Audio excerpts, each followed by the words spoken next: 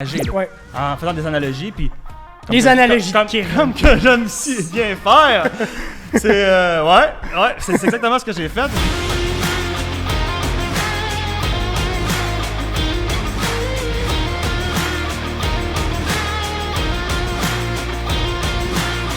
Alright, what's up tout le monde? Bienvenue au Cashflow Podcast. What's up, Kev? Yes, what's up, Charlie? Ça va, man? Yeah, toi? Deuxième partie. Si vous êtes ici, c'est la deuxième partie du podcast d'aujourd'hui. La partie 1 est juste ici, il y a un pinpoint. Allez écouter ça, sinon vous n'allez rien comprendre de qu'est-ce qu'on veut parler aujourd'hui.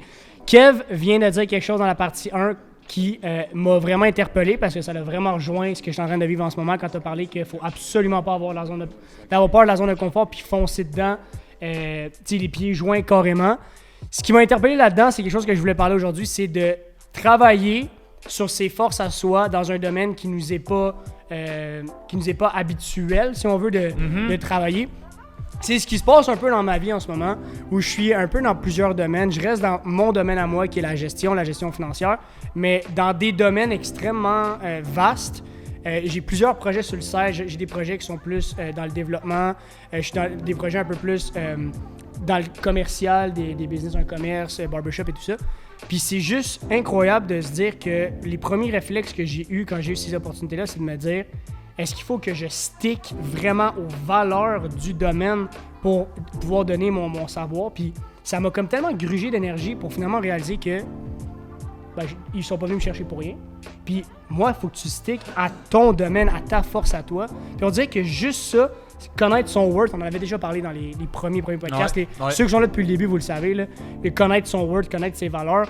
Puis ça te fait tellement shifter ton énergie d'une shot de dire comme, si je garde la même mentalité toute ta vie, tu as l'impression de te sentir invincible. Parce que là, je me suis dit, peu importe le domaine dans lequel je vais travailler, peu importe le projet dans lequel on va m'initier ou que je vais commencer ou whatever, peu importe le domaine, moi, je vais faire mes affaires, j'ai ma manière de faire. Puis j'ai parlé dans la partie 1 de l'évolution, quand tu fais step by step, minutieusement, tu prends ton temps, puis tu bases tes forges, tu forges tes bases, je vais y arriver.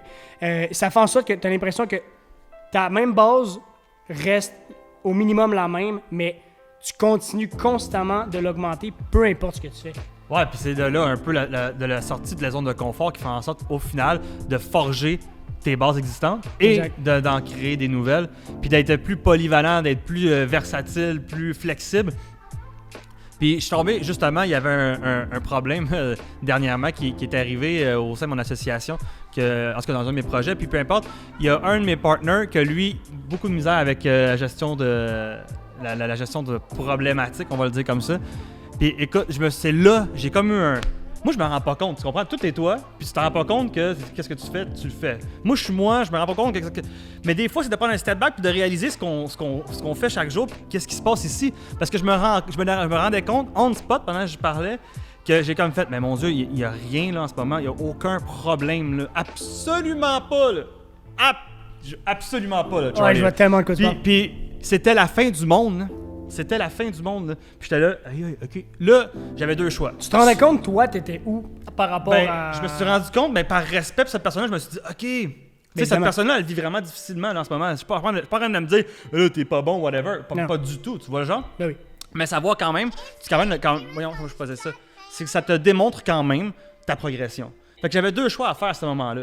C'était soit que j'étais là, je tapais ça à la tête, puis là, comme là, non, puis fais ci, fais ça, puis c'est pas compliqué, puis. Tu comprends? Ouais. Ou faire, OK, comprendre la situation. Voir la situation comme étant un problème à régler, on va le voir comme ça, comme étant une équation à régler. Cette personne-là a la misère à gérer cette tâche-là, comment que je peux soit l'alléger ou soit l'aider à structurer sa méthodologie de travail, ou juste l'inspirer, la booster. Des fois, c'est juste l'émotion. Parce que des fois, c'est con, là, mais c'est ça. Là. Tu veux gérer une situation, puis elle est difficile, mais en réalité, c'est pas ta capacité à la gérer qui manque à la tâche. C'est juste ton émotion du moment. T'es trop réactif, t'es trop step back, t'es pas capable de toucher ton full potentiel. Ouais. Fait que qu'est-ce que j'ai fait? J'ai allégé la situation, j'ai donné de l'énergie, je l'ai inspiré, puis j'ai allégé la situation de façon juste imagée, là, en faisant des analogies, puis... Les analogies comme que j'aime si bien faire.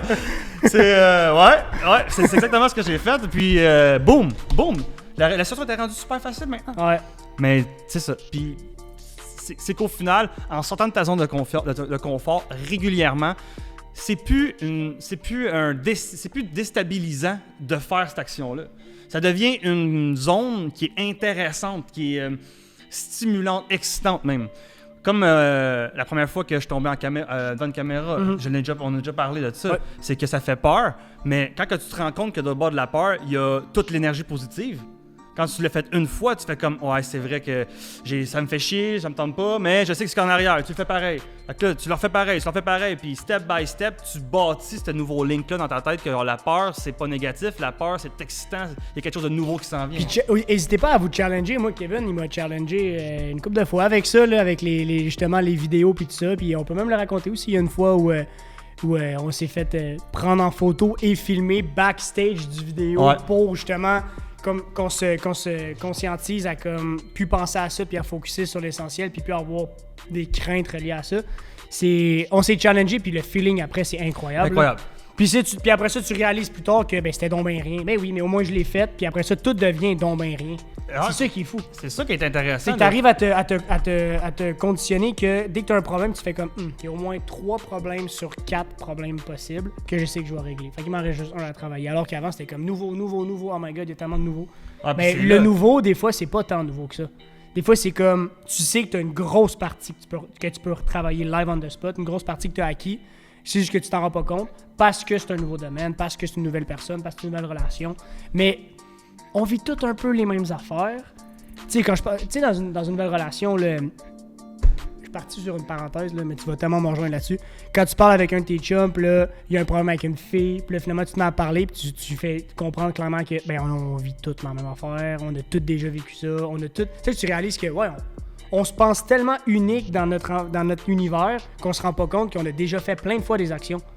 Puis il y a des gens autour de nous qui l'ont vécu peut-être 1000 fois plus que nous, qui peuvent nous apporter cette connaissance-là pour justement t'aider à combattre les zones de confort. C'est là que tu réalises qu'il y a beaucoup de choses qui sont à découvrir, mais il y a énormément de freins qu'on se donne que tu l'as déjà fait, sur tu t'en souviens pas. Ouais, sur l'énergie du moment. Tu sais, comme là, on parlait de la peur, par exemple, mais c'est pareil pour le stress, puis c'est pareil pour tous ces trucs-là, qu'au final, c'est une émotion du moment. Il faut être capable, puis c'est là qu'il devient un peu plus ardu, mais c'est encore là de se conditionner, c'est de le faire une fois, puis de le travailler à chaque fois, puis un petit peu par petit peu, faut pas se mettre de pression, mais c'est d'être capable de pas juste réagir sur l'émotion momentanément, puis d'être capable de dire « OK, Kevin Bérubé vit cette émotion-là. Fine. Qu'est-ce que Kevin Bérubé pourrait faire pour soit inhiber cette émotion-là ou juste la calmer? Parce que là, tu vas être capable de juger de façon rationnelle au-delà de ton émotion. Tu sais, c'est comme ça, juger un peu à la troisième personne. On avait déjà parlé, je pense, off-cam ou peut-être dans un des derniers podcasts. Qu'au final, ça devient un peu comme t'aider à bien gérer tes émotions. Mais c'est de le faire dans un moment qui est crucial, qui est difficile à faire. Fait que c'est de commencer juste à être conscient que tu as cette émotion-là. Ah, je suis stressé, là. Là, t'es conscient. Après ça, dans le fond, je suis stressé, qu'est-ce que je pourrais bien faire? Après ça, non, Kevin Bérubé il est stressé. Parce que là, c'est différent. Maintenant, tu peux juger à l'extérieur. Le moi on spot est stressé. Fait clairement, il est pris par les émotions. Qu'est-ce que le réel moi pas stressé rationnel dirait à ce Kevin Bérubé stressé-là? Tout à fait. Wow, ok, c'est fort. Mais ça il y a 2-3 pratiques que je pense qu'on peut donner live qui aident beaucoup à ça. La respiration on spot. Vraiment. L'isolement, dans certains cas, là, je veux dire, ça peut aider. Là. Moi, ça m'arrive, mettons, quand je dis isolement, des fois, c'est juste sortir d'un groupe. Ça m'arrive des fois au bureau, ici, où on est en ce moment, je sors. Carrément, je vais dehors. Je fais les deux en même temps, respiration et isolement. Je sais pas si t'en as une troisième, mais déjà, juste, tu sais, comme... Facilement, mettons qu'on parle, en ce moment, dans cette situation-là, on parle d'un groupe de personnes, exemple. Puis on perd un peu la maîtrise, on vit un certain stress, anxiété par rapport à la situation, puis c'est l'environnement là, qui nous stresse. Mais moi, j'ai une tendance à dire de contre-attaquer parce que tu as 2 situations possibles. C'est soit que tu t'en vas ou c'est soit que tu influences le moment. Puis c'est pas en t'ostinant que tu vas arriver à grand-chose. Tu vas juste alimenter les énergies qui sont déjà opposées. Puis c'est comme des aimants. Fait que si tu as 2 aimants, man, puis tes maintien, ils vont tôt ou tard se répulser. L'énergie la plus forte des deux, si les 2 aimants restent l'un à côté de l'autre, il va se transformer, il va se polariser à l'autre. Okay. Ça veut dire que si on est tous les 2 dans la même pièce puis que je veux pas m'en aller, puis toi non plus, t'es positif, je suis négatif, l'énergie la plus forte entre les 2 va l'emporter sur l'autre, va inspirer l'autre, puis les 2 vont devenir polarisés, puis tu vas juste avoir, en fait, dans d'autres termes, inspirer la situation, l'environnement, puis tu vas juste avoir devenu un leader au niveau émotionnel, énergétique. Fait qu'au final, si tu peux pas quitter la situation, mais que en ce moment t'es positif, puis tout le monde est négatif, faut que tu shifts, faut que tu tombes leader, puis que tu donnes ton énergie x 15. Faut que tu faut que tu exploses pour que le monde fasse comme oh shit, ok, oh t'as raison, c'est vrai, c'est pas si pire que ça. C'est vrai, c'est vrai. Ouais, dans un moment de conflit en groupe, je suis d'accord avec toi. Dans un moment où tu es seul, puis t'es au téléphone, t'es sur ton ordinateur, tu travailles, t'es en train de lire, whatever, puis t'arrives un moment où t'es surchargé des fois de comme te revenir sur toi-même. Super important. Ouais, puis tu sais, quelque part, il faut aussi être capable de mettre son ego de côté, là, parce que quand t'es avec du monde, tu arrives pour te pogner. Tu sais, puis là, moi, je me rends compte des fois, oh, Kevin, ça le fait chier quand cette personne-là dit ça. Fait que là, il faut te shift parce que sinon, man, tu vas te pogner avec, puis tu sais que tu vas te pogner avec. Mais il n'y a jamais rien de bon qui en sort de cette situation-là. C'est incroyable. Je viens de vous dire qu'on sait pas qu'on a vécu tellement d'affaires. Ça nous prend des situations pour faire comme hey, c'est vrai, j'ai vécu ça. Hey, c'est vrai, j'ai vécu ça. Combien de fois ça nous arrive comme épiphanie, c'est vrai, j'ai vécu ça. Fait que là, vous le savez, vous avez vécu énormément d'affaires. Mais vous vivez aussi le fait qu'à chaque fois que vous vous pognez, il se passe rien de bien. Fait que la prochaine fois qu'il se passe quelque chose, que vous pognez, que c'est une situation stressante, dites-vous là tout de suite. Si je continue dans mon état de pensée, il se passera rien de bien. Shift tout de suite parce que tu vas sauver du temps.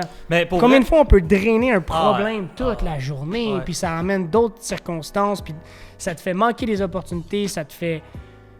Puis c'est surtout que ça te conditionne mal à certaines situations. Là, pour ça, tu repenses à un moment, puis t'es comme, non, c'est un moment stressant. Le moment était pas stressant, t'étais stressé. Complètement différent. Ouais, tout à fait. Puis tu sais, moi, comment que je vois les émotions de ce temps-ci. Puis ça, c'est du conditionnement, là. Je suis zéro le hyper master, là, même si je le sais. J'ai juste je suis conscient d'eux, mais faut que je l'applique encore à un autre niveau. Fait que je l'applique, je me conditionne, mais je suis encore en processus. Hey, c'est l'histoire d'une vie, là. Ah ben oui. Tu sais, on s'entend, là. C'est pas... Faut pas t'arriver, tu te tapes sur la tête, puis je sais de quoi je parle, là. Road to de sagesse. Tout de sagesse. Pour vrai. Non, mais c'est... Mais tu sais, voir les émotions comme un scale, c'est intéressant. Voilà, imaginez une échelle, ok, une échelle. Imaginez un radar, ok, mettons un. Comment je pourrais dire ça? Tu vas te faire une analogie? C'est une analogie!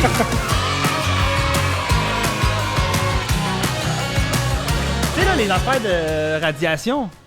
Comment t'appelles ça? Un radiomètre. Radiation, là, quand que. Ça me dit rien. Un détecteur, peu importe, ok? Voyez toute l'arborescence des émotions humaines comme une échelle, sur une échelle, ok? De l'excitation, comment tu appelles ça? La joie ultime, là. En tout cas, il y a un nom pour ça. Moi, je trouve pas. L'épiphanie? L'épiphanie. Oh, ouais, en tout cas. La joie ultime, puis la dernière en bas, le stress, l'anxiété, genre je rase le suicide, ok? Ça, c'est comme le. Puis entre ça, il y a la joie, il y a la nervosité, tu sais, il y a toutes les émotions sur une arborescence, une échelle. Voir l'émotion comme sur une échelle vous permet d'analyser une situation, à savoir si cette situation-là, vous êtes en train de créer quelque chose de bien ou de pas bien. Fait que si vous êtes dans une situation, peu importe, puis que vous vivez de la nervosité, vous êtes capable de dire, en ce moment, je suis en train de générer quelque chose de plus ou moins bien. Si en ce moment, je fais de l'anxiété, toutes mes actions, mes prises de décision, mon jugement, ma situation, ma perception vont être en conséquence, puis je vais être en train de mal construire. Je vais construire un peu les choses de, comment je faisais ça, de moins 8 sur 10. Tu comprends ce que je veux dire? Versus que si je suis high, je suis joyeux et tout ça, je sais qu'en ce moment, je crée des choses qui sont énergiques, qui vont me pousser, qui vont m'améliorer, qui vont me faire évoluer, qui vont m'emmener ailleurs, en fait. Oui, ben est-ce que ça serait safe de dire qu'une émotion, c'est comme une expérience extrêmement court terme? Puis voyez ça comme c'est normal d'avoir des émotions parce qu'on en avait déjà parlé dans les podcasts précédents. Le stress, c'est la survie chez l'être humain, biologiquement. Donc, les émotions, des fois, ça peut être une résultante du stress dans le bon sens ou dans le mauvais sens.